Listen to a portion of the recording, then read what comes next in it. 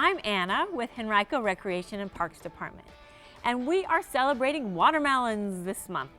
So today we're going to make a watermelon layered drink. Now I attempted this at home and I'm gonna give it my best shot here. So if it works, I'll be very excited. If it doesn't, I'll tell you what not to do that maybe you'll be more successful than I was. Really, there's no watermelon in this drink, but it looks good. So what we're starting with is Gatorade. We've got red and green Gatorade, and we've got coconut water.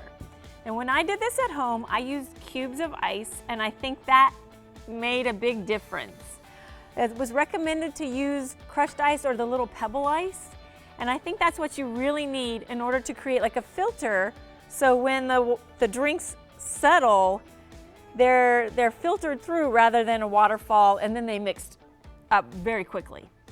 So I'm gonna give it a shot and see how it goes. Wish me luck. I'm gonna try and get some of this crushed ice at the bottom here and fill it up. And like I said, we'll see.